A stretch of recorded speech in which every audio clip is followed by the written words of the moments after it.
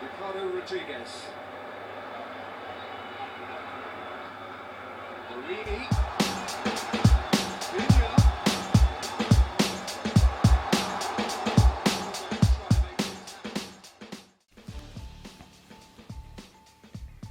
Halo, assalamualaikum. Sudah pada nonton belum? Satu video saya yang membahas 4 laptop sekaligus dalam satu video. Nah, di situ saya sempat membahas sedikit tentang Acer Predator Nitro 5 ini. Ini adalah sebuah laptop gaming dari Acer yang saya pinjam karena kemarin sempat bermasalah laptop pribadi saya yang utama. Itu baterainya ya, udah ngedrop banget. Jadi saya pinjam ini dulu. Rencananya sih buat sementara dipakai ngedit video dan lain-lain selama laptop saya diservis. Tapi ternyata ketika saya pakai ngedit video, pengalaman saya berbeda banget ya. Ternyata ini laptop gaming. Di sini juga saya dapat insight banyak gimana sih tentang laptop gaming ini sebetulnya. Ternyata tidak melulu laptop gaming itu cocok ya digunakan untuk seorang content creator. Tapi kita akan bahas lebih dalam lagi tentang laptop ini. Jadi tentang sebuah laptop gaming di mata saya seorang YouTuber yang lebih banyak kegiatannya bikin video ya. Kesan pertama saya terhadap laptop ini, maco abis ya. Dengan sebuah bar merah bertuliskan Nitro yang nampak classy dan juga solid sekali. Kemudian lidnya pun terlihat mantap sekali dengan sentuhan finishing ala Kevlar Carbon ya. Dan ini berlanjut hingga ke palm rest-nya atau bodinya, membuat laptop ini nampak keren sekali. Nah, actually bahannya terbuat dari plastik ya, jadi mungkin kesan maco, kesan solidnya bisa sedikit terkikis ketika kamu mulai meletakkan jari jemari kamu di permukaan bahannya. Tapi kalau sekedar buat ngafe biar kelihatan kece ya dari meja lain, ini udah oke banget sih. Penampilannya kece abis, sangar banget, dan mungkin bisa buat nambah PD kamu ya. Nah, kenapa tadi saya bilang ada perbedaan ketika saya buat bikin video? Masalahnya adalah ternyata ketika Acer ini saya pinjam, memang belum terpasang SSD ya. Nah, ini penting banget buat orang-orang yang sudah terbiasa pakai SSD, di mana waktu booting atau startup Windows terasa lebih lambat ya tanpa SSD, dan juga buat ngedit video terasa banget ketika playback, cutting, trimming, splitting, dan lain-lain itu terasa ada jeda. Tapi mungkin juga ini disebabkan oleh saya yang belum menyalakan GPU acceleration ya waktu itu. Ternyata memang tak semua laptop gaming cocok ya buat bikin konten. Nggak salah sih, ini kan memang laptop gaming ya. Ketika saya pakai bermain game sih smooth banget. Ini yang versi Core i7 8750H ya. Karena memang Acer Predator Nitro 5 ini yang terbaru nih, yang pakai Core i7 ini. Sebelumnya juga pakai Core i7 ada yang 7700 HQ dan ada juga yang pakai Core i5. Harganya tentu beda-beda ya. Yang ini saya temukan di beberapa marketplace sudah dijual di kisaran 16 juta hampir ke 17 juta. Dengan RAM 8GB DDR4, lalu kartu grafis atau GPU Nvidia GeForce GTX 1050 Ti, memang laptop ini pantas banget ya menyandang gelar laptop gaming. Ditambah desainnya, kemudian juga namanya sangar banget ya, Predator. Jadinya buat melibas semua game yang bisa dimainkan oleh saya, ini udah enak banget.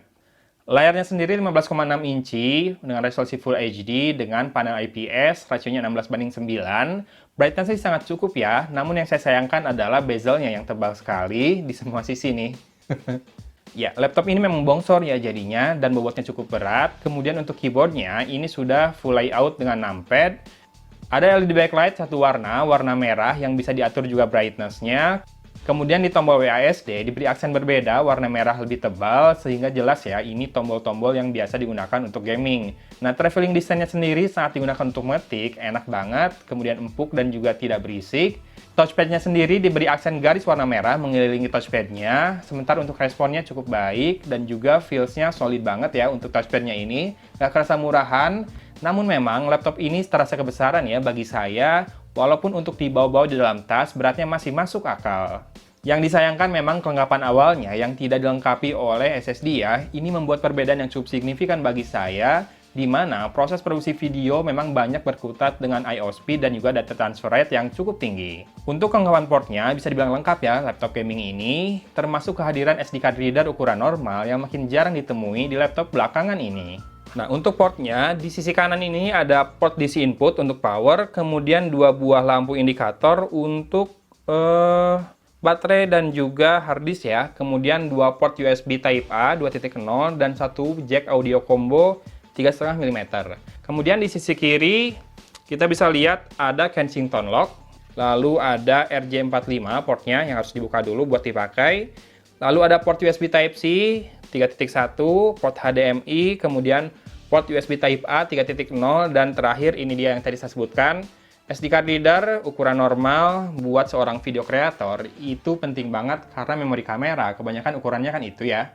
Nah, posisi loudspeakernya ada di bawah alias bottom firing, dan segini kualitas speakernya menurut saya udah cukup banget. Oke lah, buat lagu atau gaming nggak perlu speaker tambahan.